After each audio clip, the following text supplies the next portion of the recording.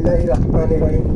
সম্মানিত এলাকাবাসী, একটি হারানো বিজ্ঞপ্তি।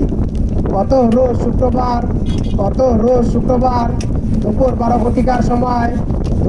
ঘটিকার সময় বারাহির চর জান্নাকান্দি থেকে একজন বৃদ্ধ মহিলা